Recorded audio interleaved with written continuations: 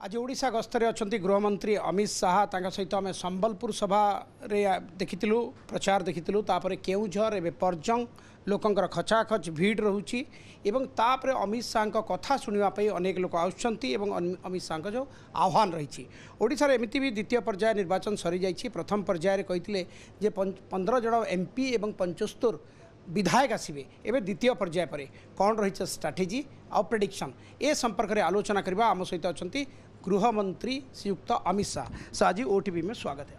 नमस्कार जी। इस बार तो 400 पार तो चल रहा है नारा, लेकिन उड़ीसा में दूसरा नारा चल रहा है। अब की बार उड़ीसा में बीजेपी सरकार, इसका आधार क्या है? इसका आधार नवीन बाबू के 25 साल का शासन है। एक प्रकार से देश की ग्रोथ स्टोरी में से उड़ीसा के 25 साल लॉस्ट 25 ईयर से जाने जाते हैं। ये 25 साल में देश के हर राज्य में कहीं से कहीं पहुंच गए। आज उड़ीसा में वही गरीबी, घर में पानी नहीं है, घर नहीं है, ट्राइबल एरिया में खाना नहीं है, दवाइयों की सुविधा नहीं है, हेल्थ इंफ्रास्ट्रक्चर आज सबसे लचर देश में कहीं है तो उड़ीसा में है। आज भी 26 लाख लोगों के घर में पीने का पानी नहीं है। ये जो लचर प्रशासन है, इससे जनता अब विकास चाहती है। छत्तीसगढ़ और आसपास के राज्यों में लोगों ने विकास देख लिया है। आज भी उड़ीसा के किसानों को एमएसपी पर धान खरीदा नहीं जाता। हमने वादा किया है कि उड़ीसा के हर किसान का धान 3100 रुपया क्विंटल के भाव पर हम खरीदेंगे। उड़ीसा की जिस प्रकार की भौगोलिक संरचना है, उड़ीसा देश का सबसे समृद्ध प्रदेश है। उड़ीसा की जमीन के नीचे पूरे देश को समृद्ध करने वाला खनिज पड़ा है। मगर दुर्भाग्य देखे, जो प्रदेश सबसे समृद्ध है देश में, उसके लोग देश में सबसे गरीब हैं। एक कॉन्ट्राडिक्शन इसलिए है कि खनिज को एंड प्रोडक्ट तक पहुंचाने का इंडस्ट्रियलाइजेशन की कोई यहाँ मेहनत नहीं हुई। यहाँ से लोहा विदेश जा रहा है, यहाँ से लोहा देश के दूसरे हिस्से में जा रहा है, कोयला से यहाँ विद्युत बनने की जगह और जगह जा रहा है। एल्यूमिनियम का भी वही स्थिति है।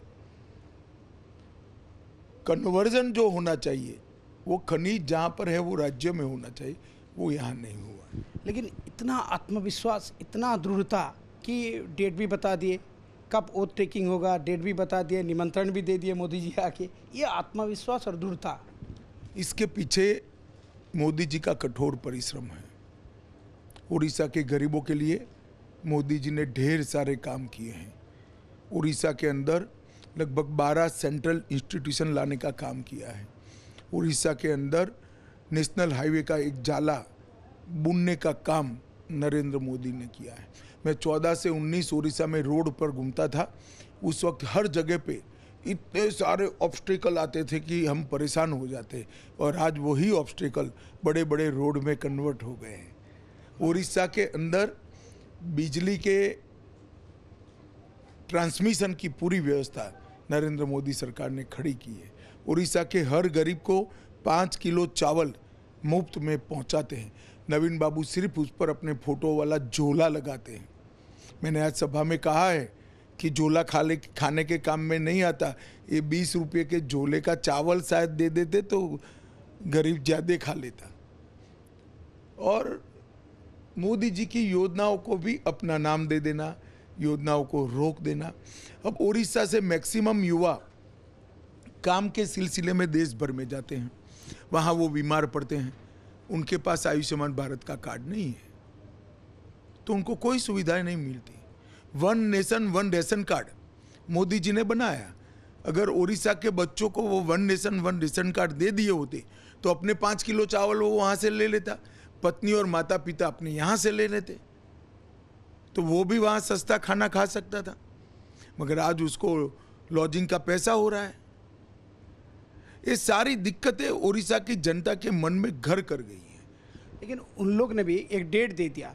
जब मोदी जी बोला कि 10 तारीख को आपको निमंत्रण देने के लिए मैंने आया हूं, तो मुख्यमंत्री भी एक डेट दे दिया कि 9 तारीख को हम लोग शपथ लेंगे। चलिए अब तो उड़ीसा की जनता ने तय करना है, मगर मैं मानता हूँ उड़ीसा की जनता भारतीय जनता पार्टी के साथ है, क्योंकि उड़ीसा की जनता कतई ये नहीं चाहती है कि तमिल बाबू बैकडोर से उड़ीसा चलाए। ये ओडिया स्वाभिमान का सवाल है। ये उत्कल प्रदेश ने अपने स्वाभिमान के लिए सम्राट अशोक जैसी प्रचंड सेना के सामने लड़ाई लड़ी है। ये उत्कल प्रदेश ने अपनी भाषा के लिए अंग्रेजों के सामने लड़ाई लड़ी है। ये उत्कल प्रदेश ने अपने स्वाभिमान के लिए इंदिरा गांधी के सामने लड़ाई लड़ी है। ओडिया जनता के स्वाभिमान के साथ छेड़छाड़ करने का काम नवीन बाबू ने किया है। मैं मानता हूँ ओडिया भाषा, ओडिया अस्मिता, ओडिया कला और ओडिया साहित्य के प्राइड का ये चुनाव है और ओडिया जनता इसमें भारतीय जनता पार्टी पर विश्वास करती है, क्योंकि नरेंद्र मोदी जी ने उड़ीसा की एक गरीब बेटी को राष्ट्रपति बनाने का काम किया है, द्रौपदी मुर्मू जी को। नरेंद्र मोदी जी ने पाइका संग्राम को आज एक इसका डाक टिकट जारी किया, इसका सिक्का भी बना है। नरेंद्र मोदी जी ने जब G20 के सारे नेता आए विश्व भर के, इनके पीछे जो चित्र था वो उड़ीसा के कोणार्क के सूर्य मंदिर का था। मोदी जी ने उड़ीसा के सम्मान को दुनिया भर में पहुंचाने का काम किया है। देश की जनता भी जानती है और उड़ीसा की जनता भी जानती है कि हर प्रदेश की भाषा और संस्कृति को अगर कोई सम्मान दे सकता है तो नरेंद्र मोदी।